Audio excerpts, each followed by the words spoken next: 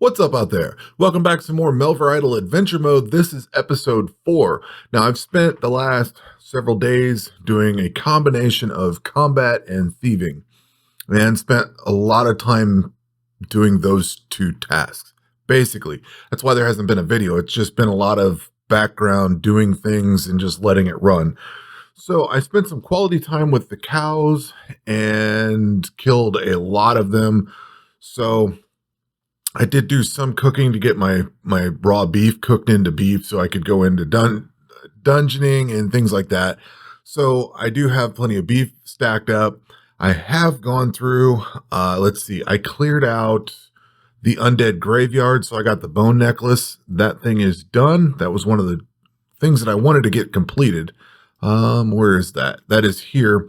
This gives you 200 bones are buried for 200% of their value. So I wanted to let this, like if I was going to be idling something like Golbins or something where I didn't really care about collecting their items, I wanted to let that go so that I could get double the prayer points. And I did that for a little bit. I spent a little bit of time killing some Golbins here and there and just letting it build up on strength or attack or whatever. So I let that go and got some prayer points out of it, but I really need to get some other things going. What I would like to do is get maybe down into Herblore and there's a potion that gives you bones or something like that. Every time you get hit, you get prayer points or something off of it. That's far down into the list, so hopefully we can get down into that at some point, but that's way away. What I need to do is to probably unlock fishing at some point and get it up to where I can get the bonefish, whatever that thing's called, skeleton fish. Those you can bury for prayer points, and those would just let me work on prayer. Now, I have put a lot of time into prayer, and I have level 38, but I just don't, it's hard to keep up with the prayer points at this point, and I was hoping the bone necklace would do a little more, but it will. I just need to let it run for a lot longer and not care about what I'm receiving. So I do care about getting the gold and silver bars and stuff like that, so it's difficult to let that thing run. But I do need to come up with something, or I need to unlock magic and build magic up so that I can use the one spell. But I would need crafting there too with the urns and all that. So that's probably off the table now. Fishing would probably be the better way to go. So I spent a lot of time on thieving. Let this kill happen here. Of course, it's going to take a while to get 6 hit points off, but I did spend a lot of time with thieving, and I got this up to level 73, which is where my combat level was the other day when I quit. I thieved up to where the combat level was and then started back into combat again. So I got the Golden Chief mask. That is now covered. And I also went in and sprung for the second gear set.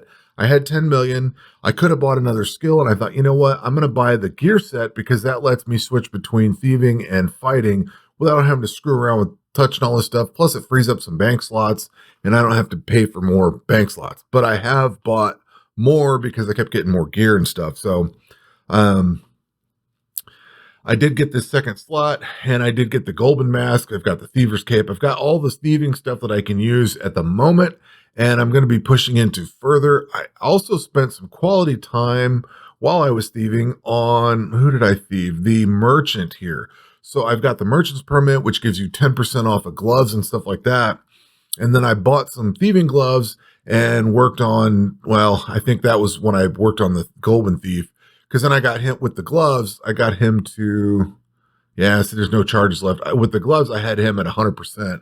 And then once I got the mask, I moved on.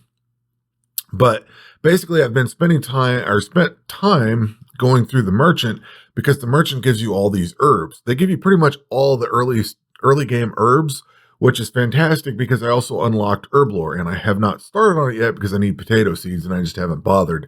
I started going, once I hit the, I guess I also better point out that I also hit 50% mastery pool, and that was one of the reasons why I let it go. I had already hit my skill level cap. So as soon as I pickpocket anything in here and let it go, it's going to go to level 74. So there we go. That was right on the level. I let it sit, even though it was at the skill level cap that I could get, because my combat level was 73, so I couldn't go any further. I let it sit here because it was like 48% or something like that. I let this get to 50% because that's 100% increased gold from thieving. So when I come back to thieving, and once my combat level's raised up far enough, and we can come back in here and spend some quality time, I'm going to work on getting to the 95% mastery, because once you get 95% mastery, you get 100 plus 100 stealth, and the chance to get items is tripled for the area items. I don't really care about that. I care about the stealth, because once we get the stealth and we can start getting into the higher tier stuff, the really high stuff like the the expansion stuff. So that's going to be a goal at some point, is to push into the expansion, get some of the items out of there, which I'm pretty sure we can thieve into and get the items and use them. That will be helpful also for things like Herblore, because then we get the higher tier potions, which I'm pretty sure we can use all of that on the lower tier stuff. This will be important when we look at going into impending darkness and things like that, because there are Herblore potions, and I hope I'm right in saying this, but like the area control potion, I'm hopeful that I can use the area control potion in impending darkness event to make that one easier for this account. I'm hopeful, or for this character rather, but that's working on that. I need to get potato seeds. So what I'm going to do is push far enough into combat to get level, say, 70. I hit 70 strength, and I thought, you know what, it's probably a good time to get attack and defense both up to level 70. That way I can equip whatever gear is coming towards, I can't remember what level like the dragon gear is, but at some point we're going to need level 70, 80, or 85, something like that, for all of the end game gear we're going to get coming up. So I also need to start working on ranged at some point and get that up to 70 or 80 or whatever it is.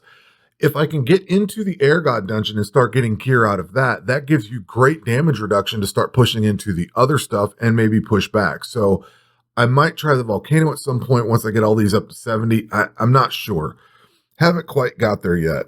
Let's see here. But that's kind of where we're at. What I'm working on currently is in combat.